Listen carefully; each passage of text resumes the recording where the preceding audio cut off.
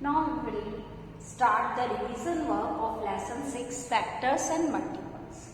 What is factor? Factor is a number which completely divides the given number without leaving any remainder. Factor जैसे suppose 8 है बेटा, इसके factors find out करने। One इसका factor है क्योंकि जब हम इसको डिवाइड करेंगे तो इसका कोई भी रिमाइंडर नहीं बचेगा, 0 आएगा। Then 2 is also a factor of 8 का फैक्टर है क्योंकि इसको भी डिवाइड करेंगे तो ये कंप्लीट डिवाइड हो जाएगा। 3 is not a factor of 8 क्योंकि इसको डिवाइड करेंगे तो उसका रिमाइंडर कुछ ना कुछ बचेगा। देन 4 भी कंप्लीट हो जाएगा, उसके बाद 8। तो we can say 1, 2, 4, 8 and 8 are the factors of 8। ये 8 के फैक्टर्स। अब हमने मल्टीपल्स फाइंड आउट करने हैं तो हम जो गिवन नंबर है उसको 1, 2, 3, 4, 5, 6 इन नंबर्स से मल्टीप्लाई करें और जो हमको प्रोडक्ट मिलेगा that is the multiple of the given number. जैसे 8 1 जा 8, 8 2 जा 16, 8 3 जा 24, 8 4 जा 32। इस तरीके से हम आगे निकालते जाएंगे। तो ये 8, 16, 24, 32 आर द मल्टीपल्स ऑफ 8। ये 8 के मल्टीपल्स हुए और 1, 2, 4, 8 आर द फैक्टर्स ऑफ 8। तो अब पता चल गया बच्चों कि फैक्टर्स और मल्टीपल्स में डिफरेंस और हम कैसे फाइंड आउट करते हैं दोनों को। जैसे आपसे पूछा जाए कि right the fourth multiple of 8 तो कितना हो जाएगा 32। अब बच्चों 2 डेफिनेशंस में यहाँ बता रही हूँ, जैसे odd and even number. Odd number, a number which is a multiple और divisible by 2 is called an odd number. a number which is a multiple or divisible by 2 that is called an even number. For example 2, 4, 6, 8 that is even. And a number which is not multiple or divisible by 2 are called odd number, 3, 5, 7, 9 and so on. Clear? Now the prime number and composite number. Prime number, a number which has only 2 factors. Only 2 factors. One and the number itself are called prime number. 2, 3, 5, 7 and so on. 2 is only the even prime number. Rest all prime numbers are odd. बाकी के जितने भी prime numbers हैं वो सारे odd हैं, सिर्फ 2 को छोड़ के। 2 ही एक ऐसा इवन प्राइम नंबर है। Now composite number. Composite numbers are composite number, and composite number a number which has more than 2 factors। इसके 2 से ज्यादा फैक्टर्स होते हैं, that is the composite number, more than 2 factors। 4, 6, 8, 10 and so on. These are the example of composite number and 4 is the smallest composite number। तो ये थी हमारी ये सारी डेफिनेशंस बच्चों जो हम पहले बहुत ज्यादा डिटेल में पढ़ चुके हैं। अब आपको यहाँ पे है कि prime factorization, how you will find the prime factorization of 24 by using tree method. हमें 24 का prime factorization solve find out करना है ट्री मेथड को यूज करके। तो ट्री मेथड क्या है बच्चों, जैसे आपके एग्जाम में इस तरीके के क्वेश्चन आ सकते हैं। तो ट्री मेथड से आपको इसका प्राइम फैक्टराइजेशन किया। तो हमने इसको ब्रेक किया यहाँ 2, वैसे 2 1 जा 2, 2 2 जा 4, फिर इसको लिखा 2, बीच में मल्टीप्लाई, देन इसको प्राइम नंबर लिया 2 एंड 6। जब इनको मल्टीप्लाई करें तो ये नंबर आता है। फिर हमने इसको 2, फिर यहाँ पे भी 2, लास्ट में सारे प्राइम नंबर आ जाने चाहिए। फिर इसको ब्रेक करेंगे 2 एंड 3, तो ये सारे प्राइम नंबर्स आ गए। और जब इनकी मल्टीप्लिकेशन हम मल्टीप्लाई करेंगे तो हमको वापस से क्या मिलना चाहिए 24। तो हम 24 के प्राइम फैक्टर्स क्या हो गए 2 multiply by 2 multiply by 2 multiply by 3। और हमने इसको मल्टीप्लाई कर लिया, चेक करके देखेंगे कि 2 ज़ा 4, 2 ज़ा 8, 8 3 ज़ा 24। इट मीन्स जो हमने फाइंड आउट किया है प्राइम फैक्टराइजेशन 24 का, डेट इज करेक्ट। तो इसी तरीके से एक और एग्जांपल बताती हूँ बच्चों, जैसे 36 है, 36 का हम कैसे फाइंड आउट करेंगे।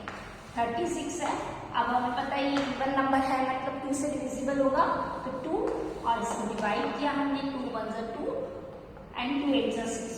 फिर ये 2 प्राइम नंबर है, इधर आ गया, फिर हमने इसको वापस ब्रेक किया, तो 2 9 ज़ा 18, फिर ये भी 2 है, यहाँ पे भी हमने 2 लिखा, फिर इस 9 को हमने ब्रेक किया, 3 3 ज़ा 9। अब सारे हमारे पास में प्राइम नंबर्स आ गए। अब इसका प्राइम फैक्टराइजेशन 36 का क्या हो जाएगा, 2 बार 2 है और 2 बार 3 है, ये। अब इसको मल्टीप्लाई करके चेक किया हमने, तो 2 ज़ा 4, 4 3 ज़ा 12 एंड 12 3 ज़ा 36। इट मीन्स जो हमने इसका प्राइम फैक्टराइजेशन फाइंड आउट किया है वो बिल्कुल सही है। तो बच्चों नेक्स्ट हमारा आता है highest common factor, that is HCF. The full form is highest common factor. अब हम इसको फाइंड आउट करने के 2-3 मेथड हैं बच्चों। प्राइम फैक्टराइजेशन मेथड से भी हम निकाल सकते हैं, डिवीजन मेथड भी है हमारा, लॉन्ग डिवीजन मेथड। तो यहाँ पे मैं एक क्वेश्चन आपको बता रही हूँ, लॉन्ग डिवीजन मेथड से प्राइम फैक्टराइजेशन मेथड में हम तीनों को, जैसे सपोज मैं सिर्फ आपको समझा रही हूँ तो आपको क्लियर हो जाएगा। यहाँ पे जैसे 24 है, 12 है और 18, ये 3 नंबर्स दे रखे हैं।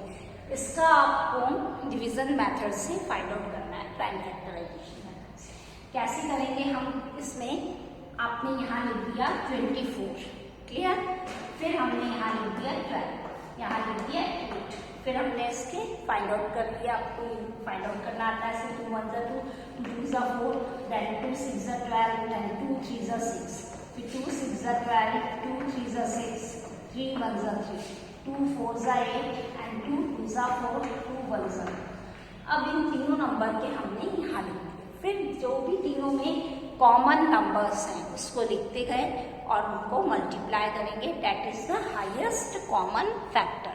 तो इस तरीके से हम हाईएस्ट कॉमन फैक्टर निकाल लेंगे प्राइम फैक्टराइजेशन मेथड से। अब इसका long division method, long division method से कैसे सॉल्व करेंगे। सपोज यहाँ पे हमें एक नंबर दे रखा है बच्चों 624 एंड 936।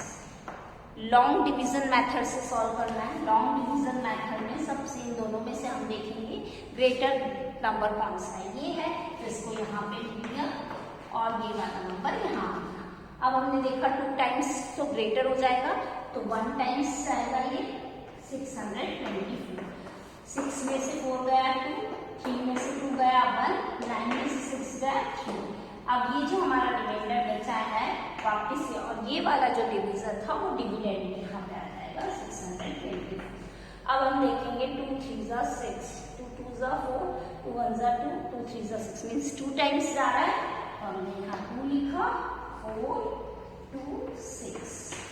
अब हमारा क्या आएगा, इससे 0 हुआ 312 से, मीन्स HCF क्या आ जाएगा आपका 312, जिससे आपका 0 आता है वो डिवाइजर आपका HCF होता है। तो 312 इज योर आंसर। तो ये था आपका लॉन्ग डिवीजन मेथड।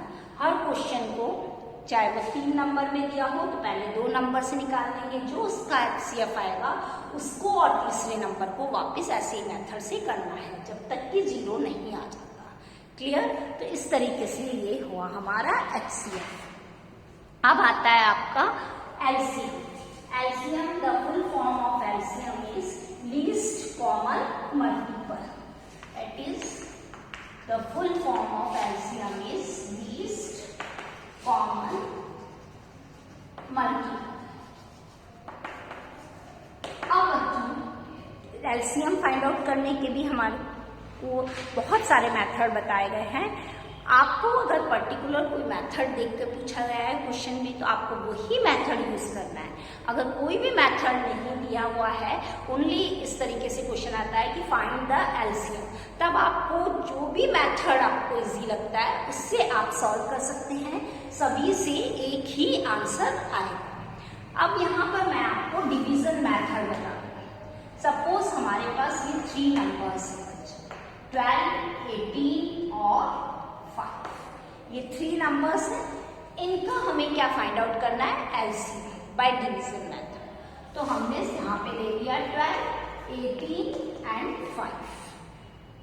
अब हम यहाँ देखेंगे कि स्मॉलर प्राइम नंबर कौन सा है, दैट इज 2।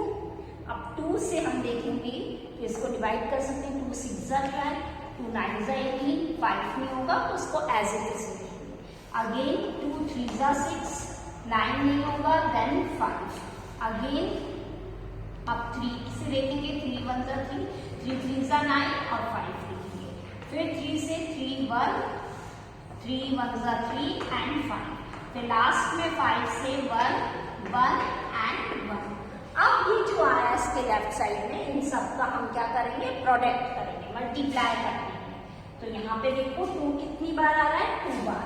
तो 2 into 2 और 3 2 times, 3 into 3 और लास्ट में हमारा क्या आ रहा है? 5। तो यहाँ 5।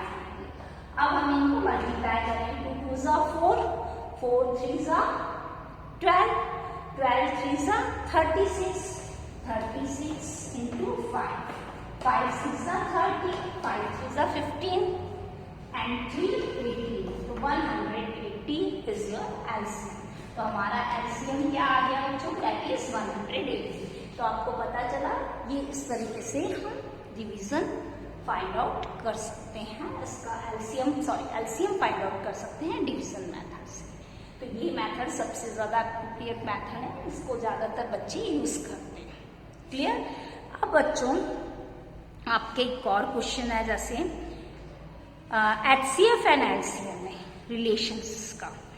तो अब आपको देखना है बच्चों कि जैसे फॉर्मूला होता है, product of 2 numbers is equals to HCF into LCM. Product of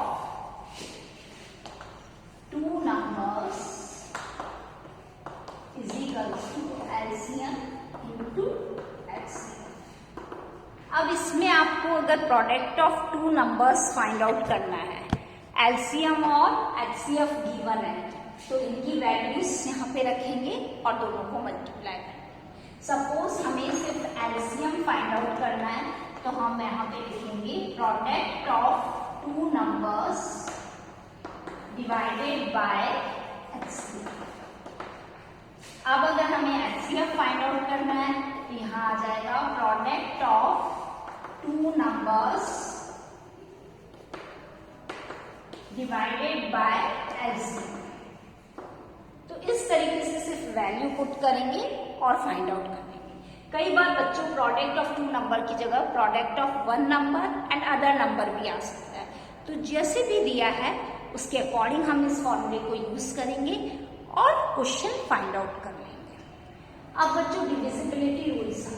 divisibility rules मैंने आपको पहले बहुत ज्यादा डिटेल में पढ़ाई हुई है, इसलिए आप डिविजिबिलिटी रूल्स को शॉर्ट में देखिए कि डिविजिबिलिटी बाय 2 है तो digits in the ones place. If 2 4 6 8 0 0 2 4 6 8 comes, तो वो नंबर क्या कहलाता है? इवन नंबर कहलाता है और वो 2 से डिविजिबल होगा। 3 का डिविजिबिलिटी रूल ये है कि कोई भी डिजिट दिया है, जैसे सपोज 33 दिया है, तो इन दोनों को सम कर लेंगे तो कितना आएगा? 6।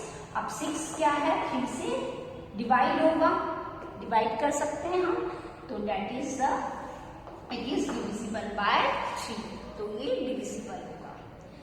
उसके बाद है 4, number form by last 2 digit is divisible bye 4। अगर लास्ट की 2 डिजिट 1s और 10s प्लेस पे या तो 2 0 आ जाए या वो दोनों डिजिट जो भी है अगर वो 4 से डिवाइड होती है, इट मीन्स वो पूरा होल नंबर 4 से डिविजिबल होगा। 5 में वंस प्लेस पर डिजिट अगर 0 और 5 होती है तो डिविजिबिलिटी बाय 5 होता है।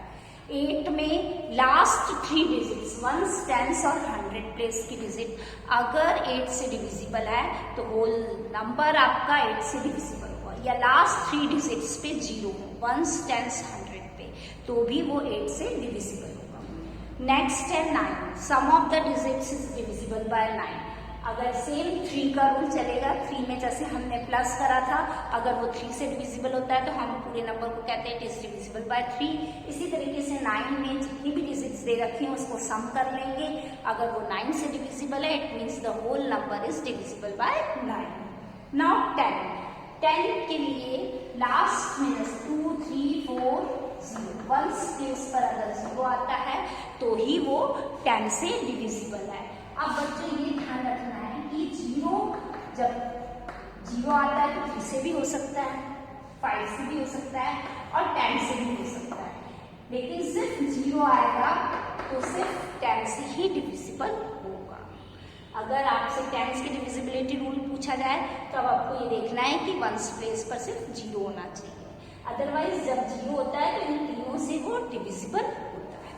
तो अब बच्चों इसको आपको बहुत अच्छे से रिवाइज करना है। मेंटल मैथ्स कॉर्नर्स में जो भी क्वेश्चंस आपके objective type, fill in the blanks, true false में दिए हुए हैं उनको अच्छे से सॉल्व करना है, और कहीं भी आपको कोई प्रॉब्लम आ रही है तो आप मेरे पर्सनल व्हाट्सएप नंबर पे पूछ सकते हैं। Now all the best for your exams.